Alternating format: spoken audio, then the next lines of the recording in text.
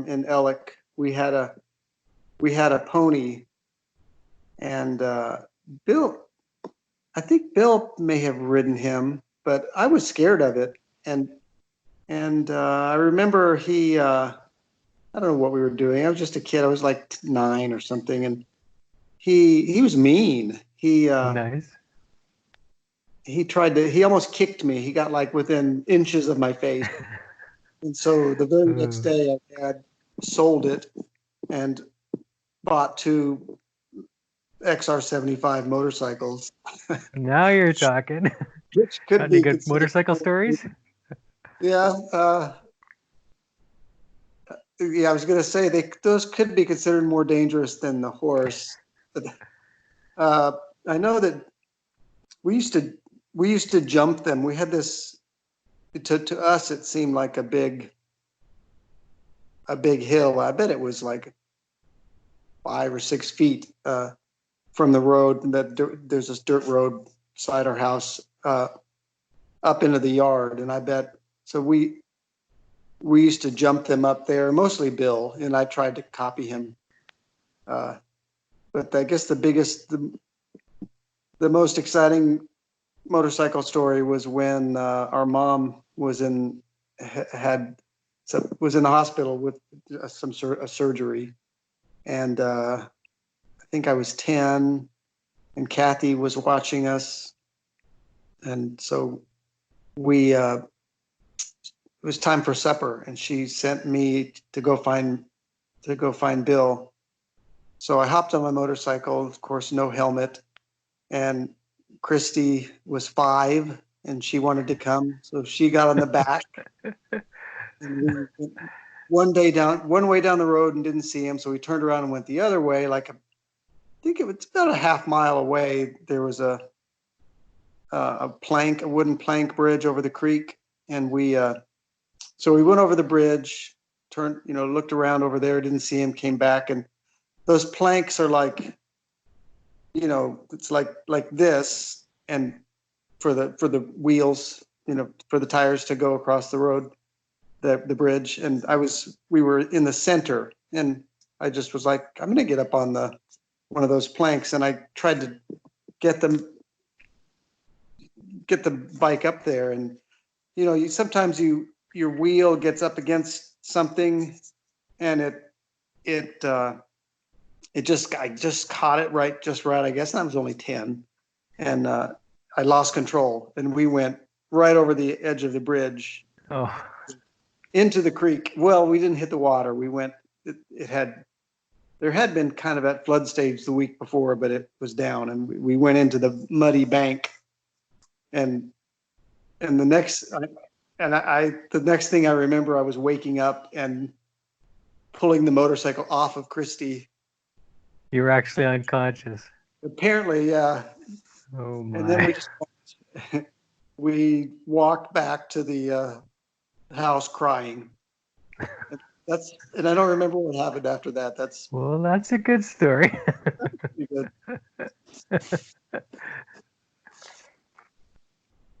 So something you did were you in the dorm ever? Some kind of dorm shenanigans that you can bring up? I was in the dorm for a semester at Oklahoma State, but not really. I wasn't, not. Yeah, The wild man. The funny thing is, you go to a school like Western Christian, where to be really bad is you sneak out after check-in. That's really bad. Yeah, there was no check-in. Exactly. So, how about any kind of medical thing that you thought was funny, or any kind of your brother Bill's got some stories. You and he, I'm sure that you. Yeah, he's probably got some good stories. Well, I know that he won't like this one, but I don't know why. this was also on the farm. He was, it's not a big long story, but he was throwing rocks at me, I think just to kind of pester me. Yeah. I was hiding behind the tire of a tractor. It would have been probably 4 or 5 foot tire. And I guess he lofted it just right, and it hit me in the head. Knocked me down. My head, because it's in your head. My head was bleeding, and he ran back to the. He thought he killed me. He ran back to the house, crying, "Mama, Mama, I killed Jimmy." That's awesome. It was nothing really. Okay, why don't you tell us about a couple that you met on one of your trips? All right, like people that I met. Sure.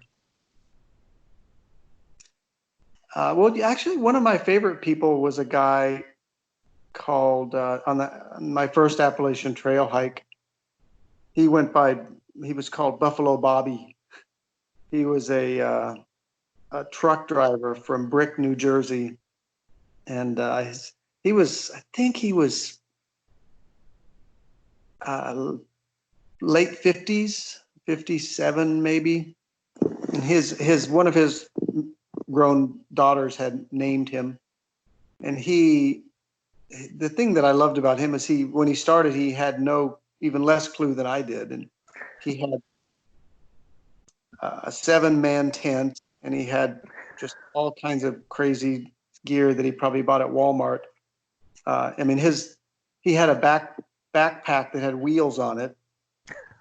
His only experience was, like just a normal park, just hiking in a park.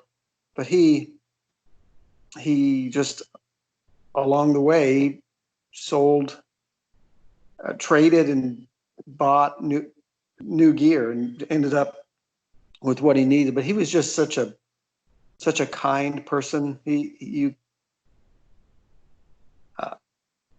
was but very unassuming, just a neat guy. But what I appreciated about him was that he would stick to itiveness, that he didn't know what he was doing and just kept going. In fact, one of the days that he was hiking with me, I did a 20-mile day, and he said it was the first time he'd gone that far, and he had been taking weight loss medicine while he was hiking, and it spiked his heart rate. His heart rate went too high. He was okay, but just silly things like that. Yeah. That's cool. That's cool.